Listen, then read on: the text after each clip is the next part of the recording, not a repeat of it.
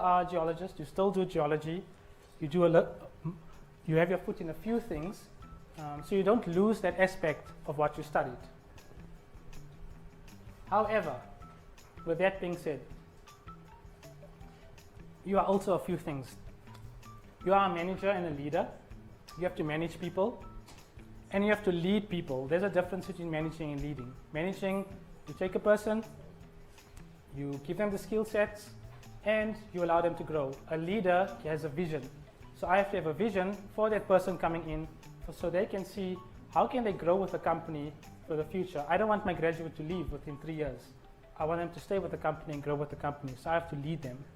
Okay. I'm also a bit of a drafts person. Okay. So I had to learn some skills in drafting. Not something I learned at university. I'm a bit of a business analyst. I have to work with scenarios where I have to analyze, see if the situation is going to work out, make a call, see if it's financially viable, economically viable. I have to be a bit of an accountant as well. As a geologist in industry, I have a budget. I have to stick to that budget. I have to make sure I spend the money. If I'm given 100,000 Rand for drilling, I have to make sure I use that 100,000 Rand, because the next year, if I don't, they're going to say, we gave you 100,000, you didn't use all of it. Why must we give you the same amount of money again? So a bit of accounting involved, making sure that you work with a budget and work effectively with it. I'm also a bit of a mediator. A geologist, unfortunately, sometimes in industry is the person that they blame first.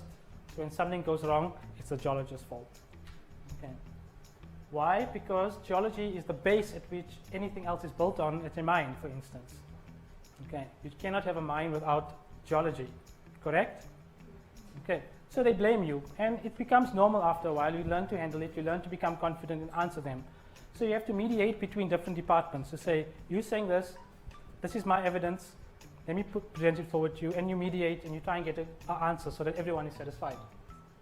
It's also a bit of a sangoma. You have to throw the bones lots of times, make a prediction, okay? Because part of geology is making predictions.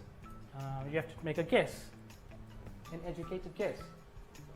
You're a bit of a gambler.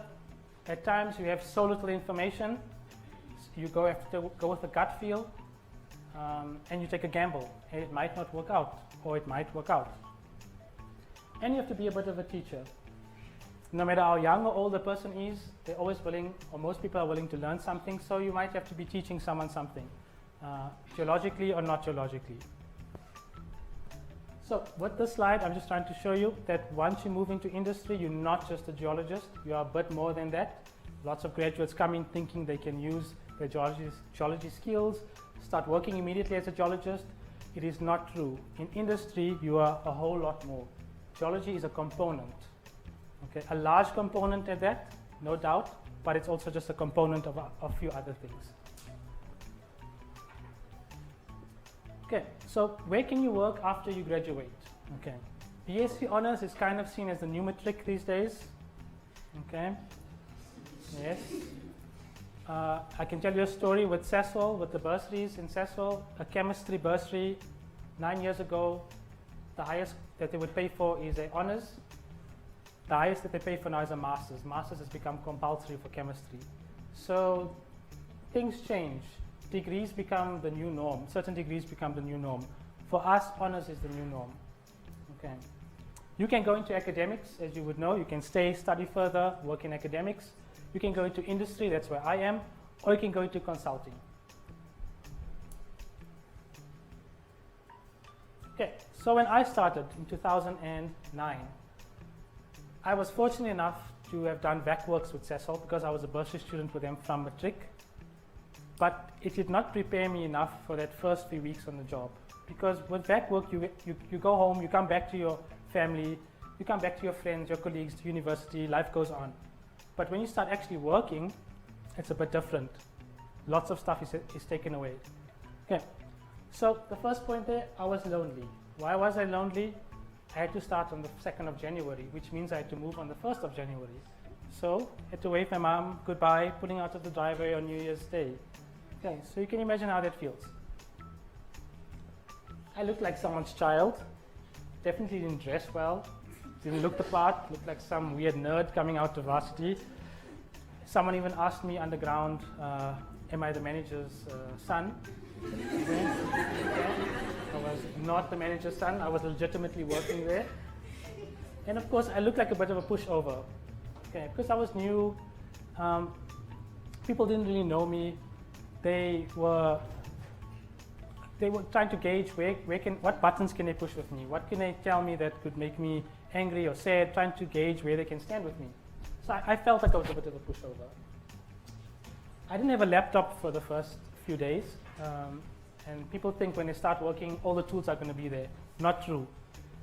When you start working in industry, sometimes it takes a while because of all the red tape for things to happen. So you might get your tools and equipment only within the first month, after the first month of working. So I didn't have a laptop when I started working. So I had to find something to do. I was a bit bored. People were running around, not giving me the attention I thought I was going to get.